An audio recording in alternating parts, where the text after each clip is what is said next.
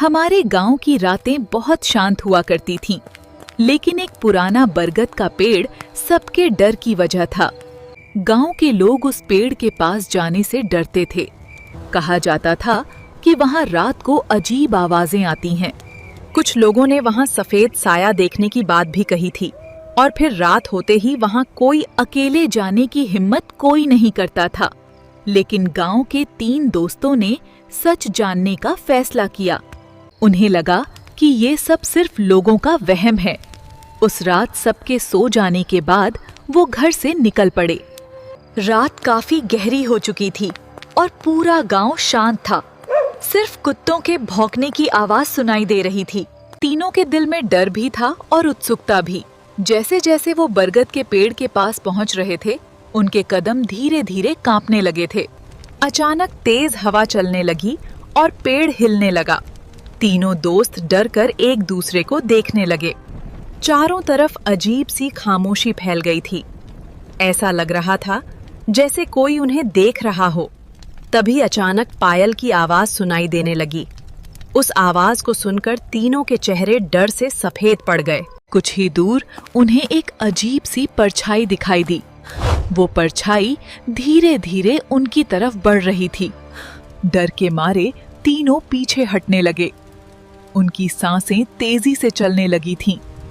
लेकिन उनमें से एक दोस्त ने हिम्मत दिखाई। वो धीरे धीरे उस साए की तरफ बढ़ने लगा। जब उन्होंने पास जाकर देखा तो वो कोई भूत नहीं थी। वो एक बूढ़ी औरत थी जो रो रही थी। वो औरत चुपचाप वहां बैठी थी। ऐसा लग रहा था जैसे वो किसी का इंतजार कर रही हो। दोस्तों ने डरते हुए उससे बात करनी शुरू की। तब उस औरत ने अपनी पुरानी कहानी सुनाई। उसका बेटा कई साल पहले शहर गया था, लेकिन वो फिर कभी गांव वापस नहीं आया। तब से वो हर रात उसी पेड़ के नीचे उसका इंतजार करती थी। उसे उम्मीद थी कि एक दिन उसका बेटा जरूर लौटेगा। ये सच जानकर तीनों दोस्त भावुक हो गए। उन्हें एहसास हुआ कि लोग बिना सच जाने डर गए थे। अगली सुबह उन्होंने गांव वालों को सारी बात बताई। सच सुनकर हर कोई हैरान रह गया। गांव वालों को अपनी गलती का एहसास हुआ। उन्होंने डर की वजह से उस औरत को अकेला छोड़ दिया था। उस दिन के बाद गांव वालों का व्यवहार बदल गया। अब सब लोग उस औरत के साथ प्यार और सम्मान से रहने लगे।